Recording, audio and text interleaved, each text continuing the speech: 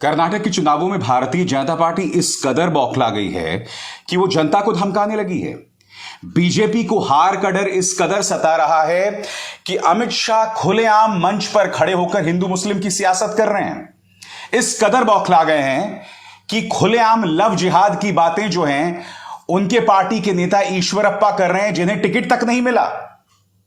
मैं आपको बताता हूं दोस्तों बौखलाने की वजह क्या। आपके स्क्रीन पर यह है जलवा प्रियंका गांधी वाड्रा के रोड शो का, और यह जलवा प्रियंका गांधी के रोड शो का है दोस्तों। मैं आपको बतला दूं, इस वक्त कांग्रेस की तरफ से सबसे जबरदस्त प्रतिक्रिया मिल रही है सिद्धरमैया को, और प्रियंका गांधी के प्रति भी लोगों की दीवानगी जो है वो इन तस्वीरों में आपको साफ तौर पर दिखलाई दे रही है। और यही वजह है कि भारतीय जनता पार्टी बुरी तरह से बौखला गई है, और आखिरी का जो वक्त बचा है इसमें खुलकर हिंदू मुस्लिम सियासत की जा रही है। याद कीजिए, जब देश के गृह मंत्री तेलंगाना में थे तब उन्होंने कहा था कि मुसलमानों को दिया जाने वाला आरक्षण हम बंद करवा देंगे या नहीं देंगे। आज यही बात उन्होंने खुलकर कर्नाटक में खड़े होकर कही। उन्हें फिर हिंदू मुस्लिम राग याद आया। सुनिए इन्हें। माताओं, भाइयों, बहनों, अभी अभी हमारी सरकार ने एक यहां धर्म के आधार पर मुस्लिम रिजर्वेशन था, 4% रिजर्वेशन भारतीय जनता पार्टी की सरकार ने वोट बैंक की लालच में पड़े बगैर ये मुस्लिम रिजर्वेशन को समाप्त कर दिया है। ये कांग्रेस पार्टी के अध्यक्ष कहते हैं कि अगर कांग्रेस की सरकार आई तो मुस्लिम रिजर्वेशन फिर से आएगा। मैं पूछना चाहता हूं कांग्रेस पार्टी के अध्यक्ष महोदय कि आप 4% मुसलमान रिजर्वेशन वापिस लाओगे तो किसका कम करोगे?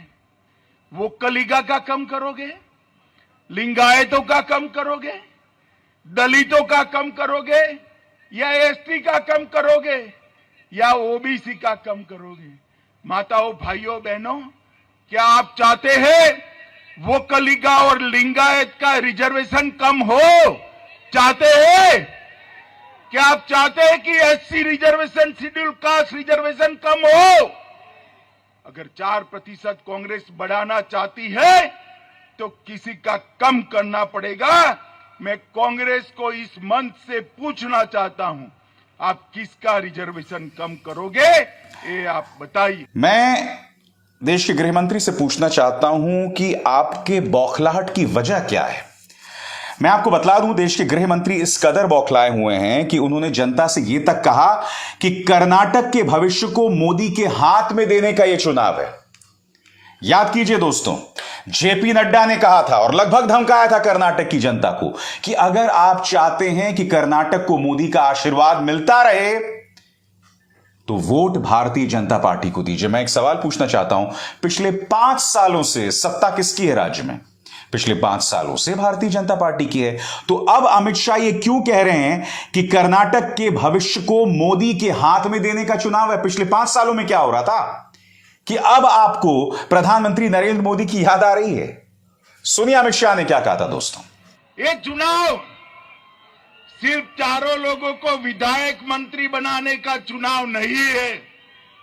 ये चुनाव है कर्नाटक के भविष्य को मोदी जी के हाथ में देने का चुनाव है। और जैसे मैंने कहा कि बुरी तरह से बीजेपी बौखलाई है। पार्टी के नेता अब खुलकर लव जिहाद की बात कर रहे हैं, मगर मैं चाहूंगा कि आप प्रियंका गांधी के इस बयान को सुने, क्योंकि जब जेपी नड्डा ने कर्नाटक की जनता को धमकाया था कि मोदी जी का आशीर्वाद मिलता रहे, इसलिए भारतीय जनता पार्टी को एक बार फिर वोट दो। मैं फिर आपसे पूछना चाहता हूं कि क्या एक पार्टी के अध्यक्ष को यह बात कहना शोभा देता है? प्रियंका गांधी वाड्रा ने कल अपने रोड शो में इसका किस तरह से जवाब दिया, मैं चाहूंगा आप भी सुने दोस्तों। जो मोदी जी का आशीर्वाद है उससे कर्नाटक कहीं वंचित ना हो जाए, इसलिए मेरा आपसे निवेदन है कि आपने कमल को जिताना है। कि यहाँ मंच पे खड़े होकर भाजपा के नेता आपको धमकी देते हैं, आपको कहते हैं कि अगर भाजपा को वोट नहीं दोगे तो मोदी जी का आशीर्वाद आपके साथ नहीं होगा। जिस जनता को बस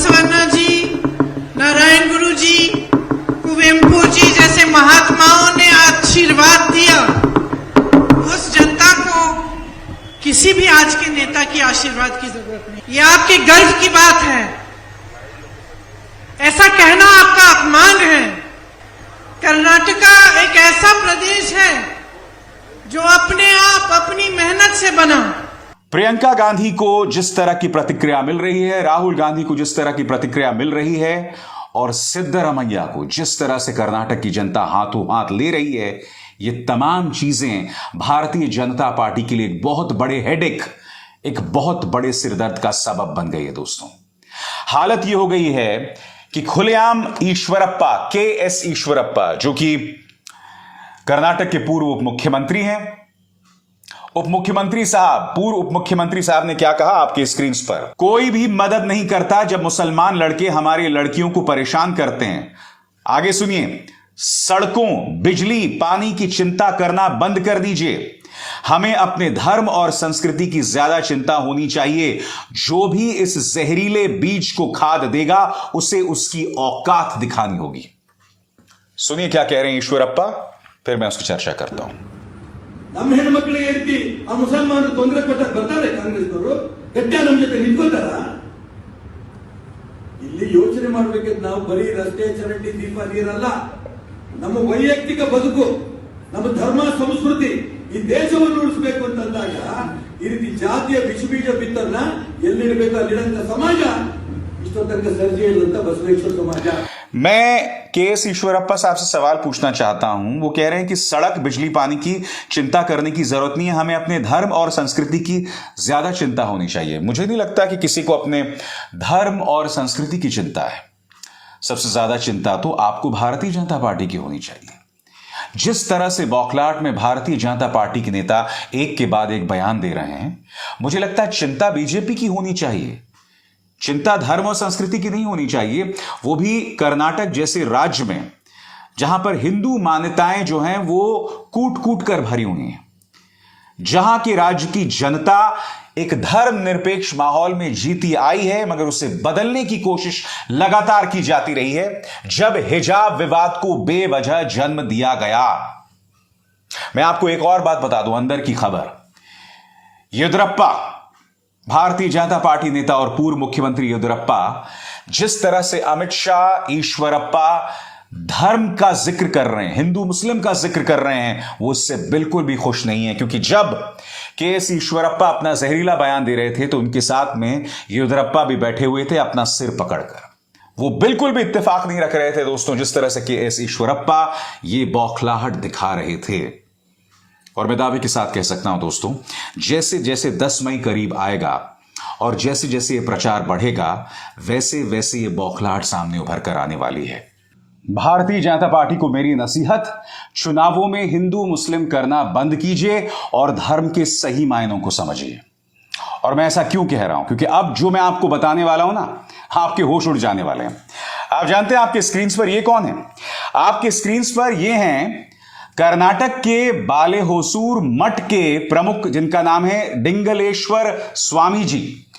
लिंगायत समुदाय के एक बहुत ही बड़े स्वामी जी हैं और इन्होंने भारतीय जनता पार्टी पर क्या आरोप लगाया है, न्यूज मिनट की इस खबर के मुताबिक। आपके स्क्रीन पर यह हेडलाइन पढ़िए, seer alleges Karnataka BJP government takes 30% commission from mutts for grants. इसमें डिंगलेश्वर स्वामी जी कह रहे हैं कि भारतीय जनता पार्टी सरकार की तरफ से जो आर्थिक मदद संत समाज को मिलती है, धार्मिक मठों को मिलती है, तो उसमें से 30% बीजेपी के जेब में जाता है। वो कमीशन बीजेपी के जेब में जाता है। वैसे स्वामी जी को बीजेपी का शुक्रिया अदा करना चाहिए, क्योंकि भारतीय जनता पार्टी सरकार को 40% कमीशन सरकार के नाम से जाना जाता है।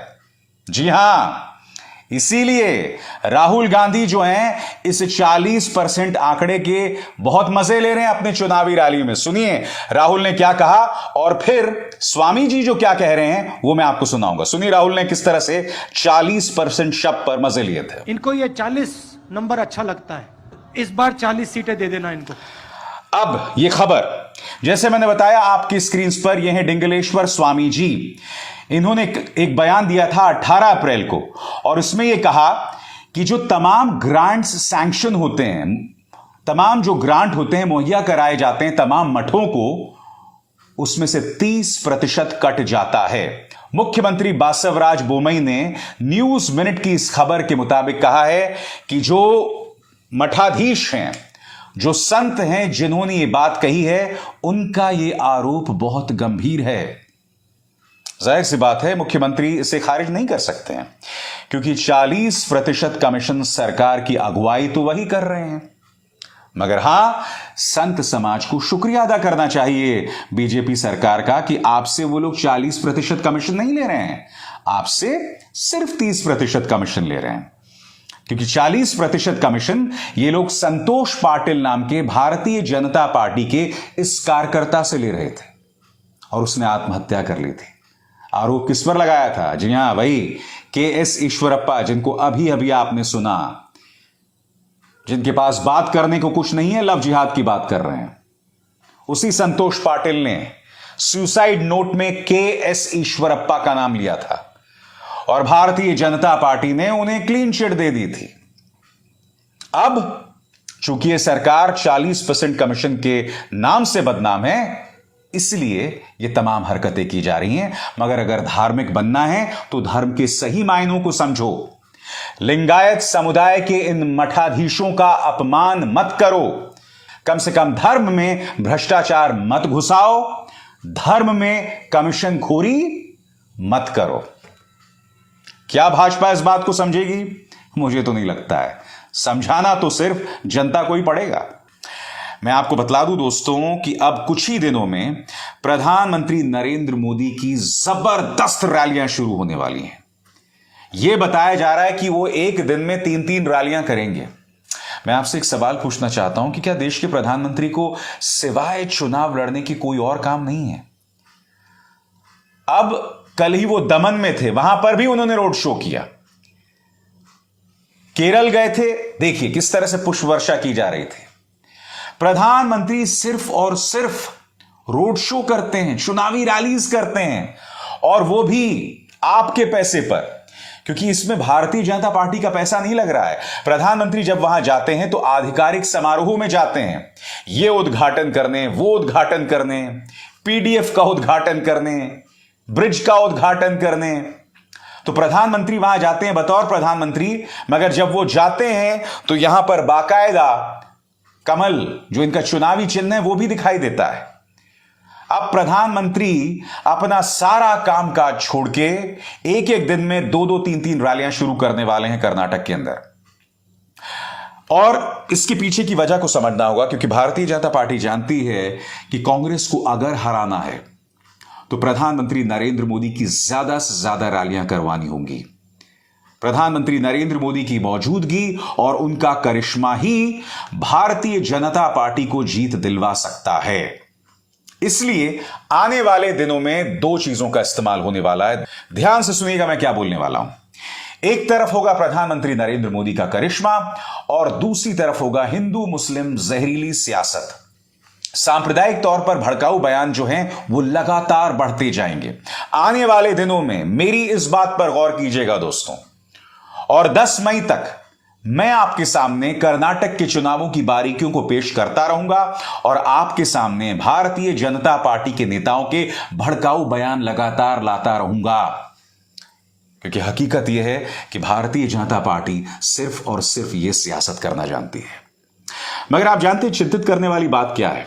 चिंतित करने वाली बात यह है कि जब कर्नाटक जैसे राज्य में इस कदर हिंदू मुस्लिम का पारा बढ़ाया जा रहा है, तापमान बढ़ाया जा रहा है, जब इस तरह की भड़काऊ बातें की जा रही हैं, तो 1 साल बचा हुआ है लोकसभा चुनावों में। जनवरी में राम मंदिर के कपाट खुलने वाले हैं। उससे 1 महीने पहले न्यूज चैनल्स पर सिर्फ और सिर्फ धार्मिक कार्यक्रम होंगे, और ऐसे धार्मिक कार्यक्रम होंगे जिसके जरिए बीजेपी को फायदा होगा। और इसी के साथ साथ धार्मिक ध्रुवीकरण भी किया जाएगा, रिलीजियस पोलराइजेशन भी किया जाएगा। आप देख सकते हैं कि अगले आने वाले 1 साल में, खास तौर से नवंबर दिसंबर के महीने से, देश के तापमान को किस तरह से लगातार बढ़ाया जाएगा। देश शीतकाल की तरफ बढ़ेगा, यानी कि सर्दियां शुरू होने वाली होंगी नवंबर, दिसंबर और जनवरी में, हो गई होंगी।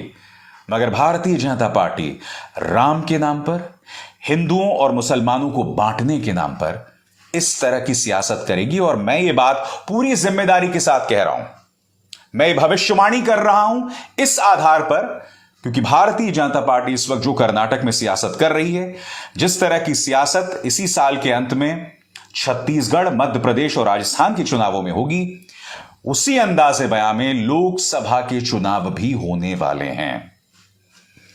यह इस देश का दुर्भाग्य है कि भारत ही नहीं बल्कि दुनिया की सबसे धनी पार्टी भारतीय जनता पार्टी के पास सियासत करने के लिए बस यही रह गया है, लोगों को बांटो, लोगों को दूर करो, हिंदुओं और मुसलमानों को दो फाड़ करो, बस इसके अलावा ये कुछ सियासत नहीं जानते। मगर इस मंच पर पर्दे के पीछे जो खेल होता है, इस मंच पर जिस तरह की सियासत हमारे राजनीतिक दल खेलते हैं, वो जानकारी मैं आप तक लाते रहूंगा। अभिसार शर्मा को दीजिए इजाजत। नमस्कार।